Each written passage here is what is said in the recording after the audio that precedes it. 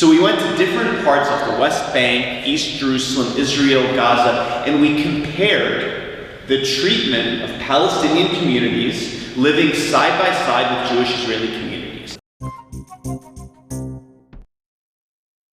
We were sort of fairly well looked after, but we were living in a very dangerous existence on false papers all the time. Hello, my name is Stanley Heller. Welcome to the Struggle Video News. The head of the division of Human Rights Watch that deals with Palestinian and Israeli issues is Omar Shakir. He spoke to perhaps 100 Yale students this last week. We'll show segments of his talk this week and next. He had as his theme the idea that Israel should be properly known as a state guilty of the international crime of apartheid.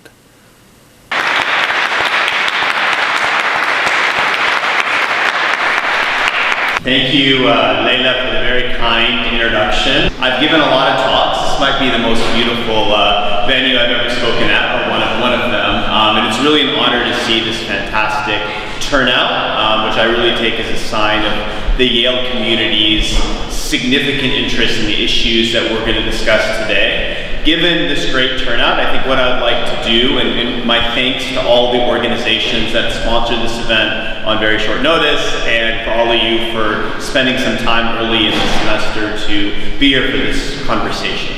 So what I would like to do in this presentation is really to provide about 30 minutes, a little bit of background about a recent Human Rights Watch report that Leila mentioned in the introduction, the one on apartheid, to explain a little bit about how Human Rights Watch reached that determination, the way we went about doing the research, the basis for our finding, the way forward. I also, since I'm speaking at Yale, want to address the issue of academic freedom and the space to speak about Palestine on American campuses. Many of you will have been familiar with what has been happening in recent weeks at the Harvard Kennedy School regarding the appointment of Kenneth Roth, the former executive director of Human Rights Watch, my former boss. And I also want to briefly leave some time to discuss that, but I also want to have time to have a conversation. I hope you will bring questions related to this topic, related to academic freedom, or related to the larger issues of human rights in Israel-Palestine. So let me start by saying Israel-Palestine is back in the news. It's been a very difficult period in Israel-Palestine. It's been a very difficult week, month, year, decade, century, depending on how you want to do the calculation. So I want to acknowledge that and encourage you, if you have questions about the specifics on the ground, to also ask about that. But really where I want to start this presentation is in talking a little bit about Human Rights Watch and the process that led us to this report that we released in April of 2021. So many of you will probably have heard the name Human Rights Watch. Maybe you've read some of our publications. We are a global human rights organization. We document human rights abuses. We advocate for changes in policies to better respect human rights. We cover 100 countries around the world. And we follow the very same methodology and theory of change in all of these countries. Our approach is to investigate human rights abuse, to document our findings, to expose human rights abuse, and then to advocate for change that allows for greater protections of international human rights and humanitarian law. We cover every country in the Middle East and North Africa, among the 100 countries, and we've been working on human rights abuses in Israel-Palestine, one of the countries in the Middle East and North Africa, one of the regions in the Middle East and North Africa, for nearly 30 years. I've been in this role for about 6 years. I've had predecessors before me who've been doing this work for many, many more years. So in the course of 3 decades of documenting and exposing human rights abuse in Israel-Palestine, Human Rights Watch has covered virtually every topic under the sun, right? Whether we're talking about the escalations in the Gaza Strip, right? The killing of young boys and girls, parents, families during airstrikes, whether it be punitive home demolitions, in the West Bank, whether it be the restrictions on access to land in Israel proper. We've been doing this for a long time. So the question is, why did Human Rights Watch just in 2021 reach this conclusion about apartheid? So let me start with that question. And the starting point really has to do with what I just said. When the occupation was getting ready to turn 50 years, the occupation began in 1967. When it was getting ready to turn 50, in about 2017, Human Rights Watch began reflecting on our work. And it's not just us. Our partners at Amnesty International and Israeli and Palestinian civil society began a similar process. And when we started looking back, we realized that we've documented virtually every human rights abuse you can imagine between the Jordan River and the Mediterranean Sea. But yet, despite that work, when you come to places like Yale University, the conversation about Israel-Palestine is so divorced from the reality on the ground of human rights abuse. You hear terms like two-state solution, like a peace process, like two warring sides. But if I were to describe, and I've lived in Israel-Palestine, I've worked on it for many years, I cover it for one of the world's largest human rights organizations. If I were to describe Israel and Palestine to an 8-year-old, I would start by saying these things. 30 seconds. Here's how I would describe the reality. I would start by saying that one government primarily rules over the area between the Jordan River and the Mediterranean Sea. That's the Israeli government. In this area, two groups of roughly equal size, Jewish Israelis and Palestinians, live. And that government's policy has methodically been to privilege members of one group, Jewish Israelis, and systematically repress members of the other group, Palestinians, at different degrees of intensity. Now that 30 seconds probably flies in the face of so much of what you've heard about Israel and Palestine. So our realization at Human Rights Watch was, maybe we need to ask a different research question. Many of you, most of you are students at Yale, and you know about the process of research. So what we realized when the occupation turned 50 is, why don't we ask a different question? Instead of trying to understand what are restrictions on access to land in this area of Israel, or what are the policies around freedom of movement in this part of the occupied Palestinian territory, let's ask a simple question. How does Israel treat Palestinians? So we embarked on a 2-year research project trying to answer that question. So we took a methodology that was multifaceted. First thing we did is we did case studies. So we went to different parts of the West Bank, East Jerusalem, Israel, Gaza, and we compared the treatment of Palestinian communities living side by side with Jewish Israeli communities. And we did these deep dive analysis in different areas. Then we supplemented those case studies by comparing and looking at the trends in 30 plus years of Human Rights Watch research. We compiled our statistics, we looked at the trends, we analyzed the data, and then we went beyond our own data. We then started looking at the research done by Amnesty International, by Israeli human rights groups, by Palestinian human rights groups. So then we had compiled this large set of information. We looked at other sources. We looked at Israeli government statements, policy planning documents, justifications, legal sources. We did a lot of interviews. And then we compiled, based on this, a 200+ page report documenting how Israel treats Palestinians along several main metrics, right? Largely about access to land, resources, and legal status and civil rights. Then we applied the law.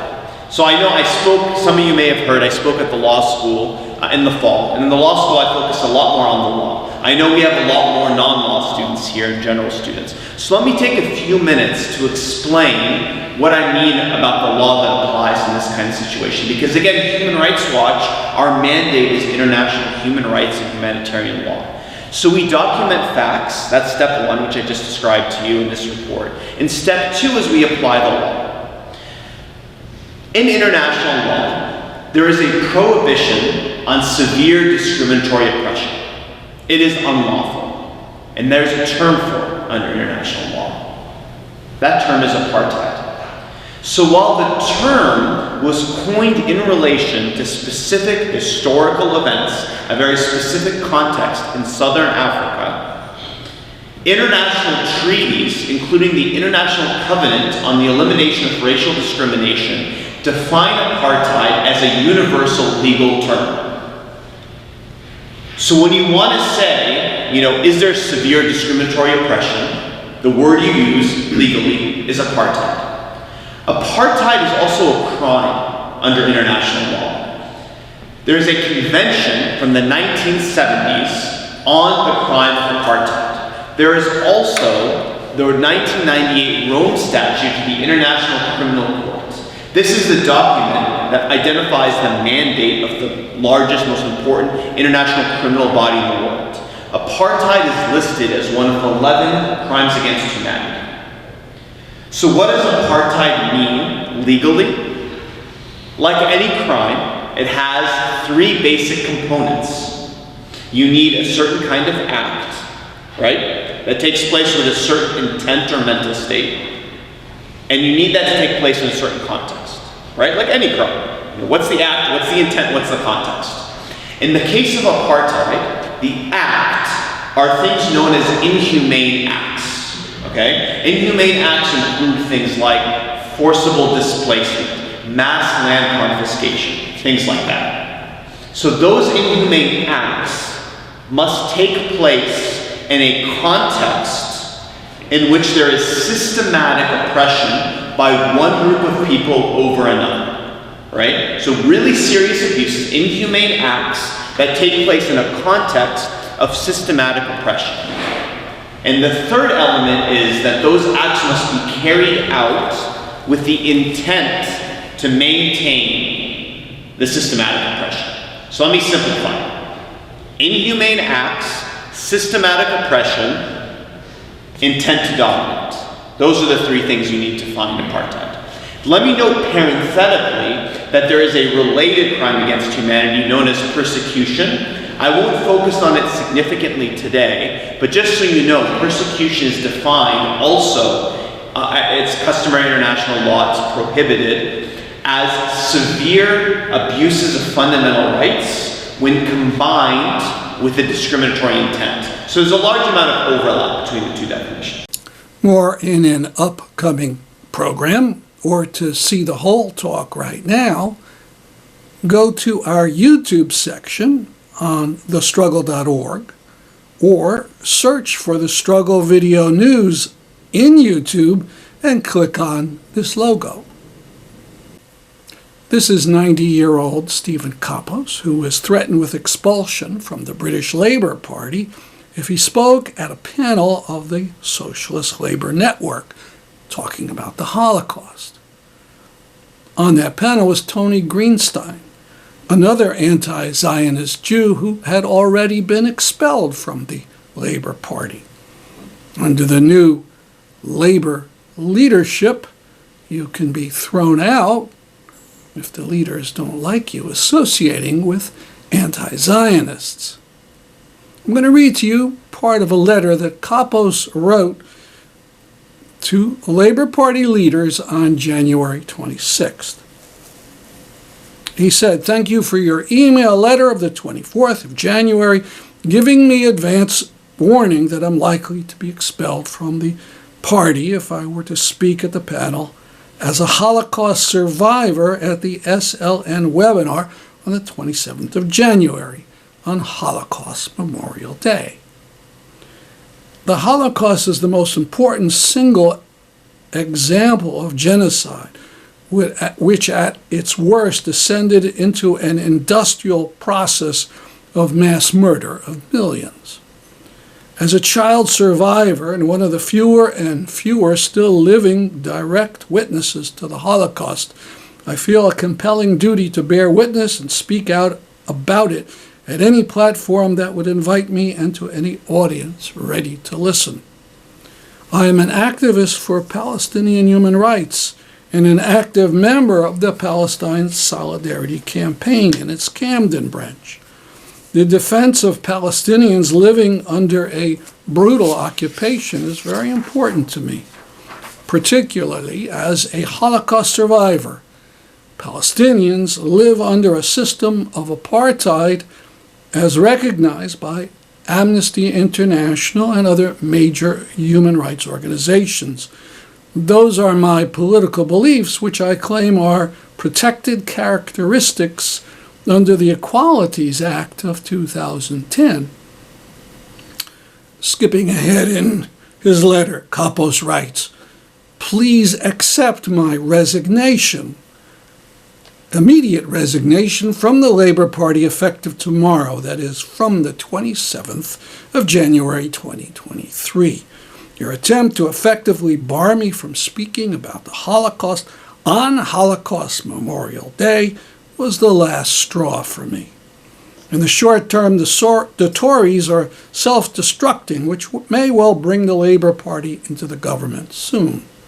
In the long term, this period of the party's history will be remembered with shame.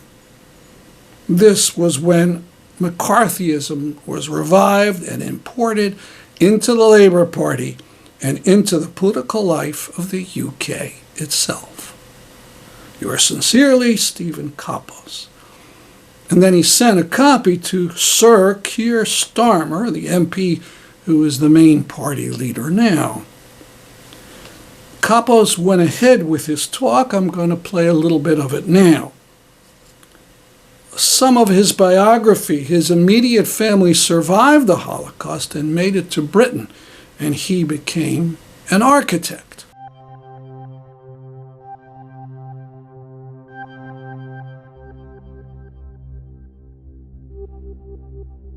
The Germans kept to the arrangement to the extent that this was a camp within a camp, so to speak, and they had a degree of self-government. They could keep their own clothes, etc. My father, who was a doctor, worked as a doctor within that camp. And eventually, they were transported on to Theresienstadt. And I think all these privileged positions had ceased there. And my father nearly died in Theresienstadt in typhus, but just by this narrow margin he survived and later returned to Hungary. But we had absolutely no news of him. In the meantime, you could leave this special camp in Columbus Street in Budapest, and we actually left, and I was taken up by some organization ran by the Hungarian Protestant churches to a Swiss protected home in the Buda hills of Budapest, where we were sort of fairly well looked after, but we were living in a very dangerous existence on false papers all the time, in effect in hiding. This was mainly organized by a Hungarian Reformed Church priest called Gabor Stelo, who collaborated with the Swiss mission, which was represented by Friedrich Brandt, and it was supported by the Swiss materially as well. It grew into a large archipelago of homes, all supplied by the Swiss, and everybody on false papers and very dangerous existence. Our particular home where I ended up was opposite a rather fascistic organization who were suspicious of this children's home. We were supposed to be Transylvanian refugees escaping from the advancing Russians, everybody on false papers and so on.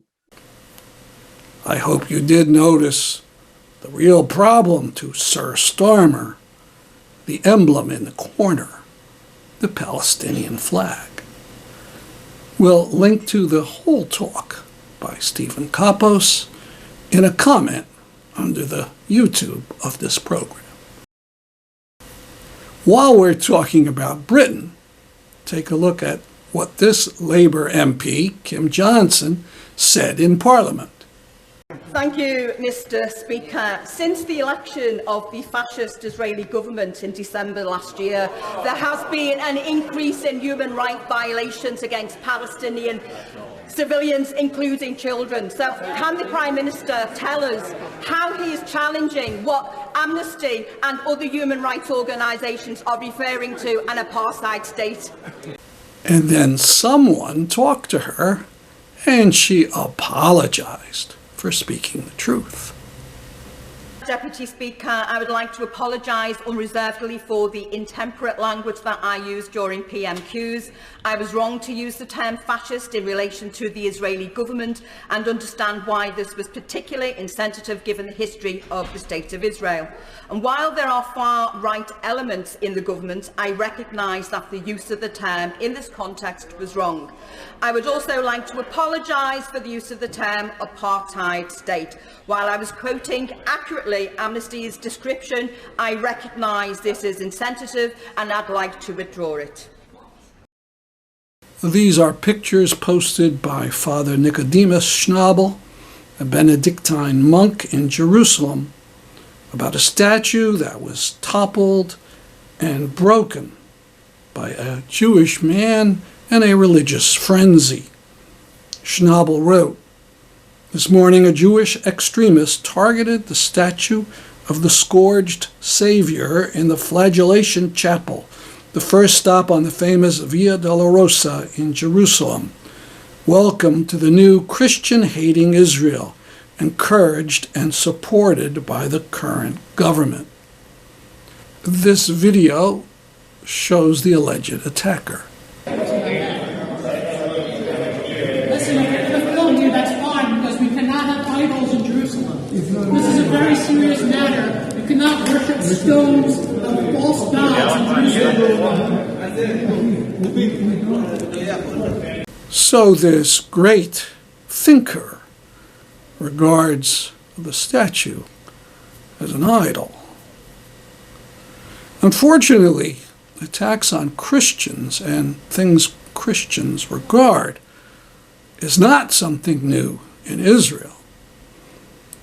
Just about 2 years ago, this article appeared in Haaretz. I'll read you a couple sentences from it. Once again, a religious Zionist Israeli Jew had acted with violence against Christians in the Holy Land. This time, guards at the church caught the offender while he was in the act. Those attending the ceremony could guess the future course of events. He will be diagnosed as mentally disturbed. Indeed, in the vast majority of cases of violence against Christians in Israel, the offenders are absolved of responsibility by way of a psychiatric diagnosis. The article talks about anti-Christian bias in Israeli textbooks and mentions that the name Jesus is rendered in these textbooks as Yeshu. Yeshu is an acronym which stands for "May his name be blotted out." That's considered a terrible curse. Jews have properly called for the Catholic Church to apologize for its millenniums of slanders against Jews. Will Israeli Orthodox faith leaders apologize for what's being said about Christians in Israeli textbooks? What can you say about this picture and headline? After all that has happened, the murder of Palestinian-American Shireen Abu Akleh, the election of a white nationalist Israeli government, the killing of 10 in one day in the West Bank city of Jenin, the connection of Israeli apartheid to the American ruling class is still ironclad. This is a new Marc Nelson drawing of Mazen AlHamada, the Syrian who has been missing now for 3 years after his return to Syria. Nelson is sponsoring a virtual event in honor of Mazen on February 22nd. The Atlanta forest defenders are calling for a week of protests. At Georgia State, they held a protest on February 3rd. And in Chicago, abolitionists defaced a Bank of America storefront with Stop Cop City messages. Over 500 groups signed this statement against Cop City, including promoting enduring peace. See a link to it on the PEP website. The Nation magazine has an important piece. Finally, do remember that the people arrested in the forest who are being charged with domestic terrorism had arguably been involved in nothing worse than trespassing.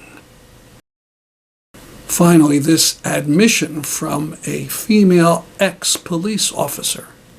I have been taught to yell, "Stop resisting and drop your weapon," after firing a gun, because bystanders will remember you said it and their memory will automatically reverse the order of the events to make it make sense. Their testimony will support yours because of this. That's our program for today. See you next week at this time. I'm Stanley Heller for The Struggle.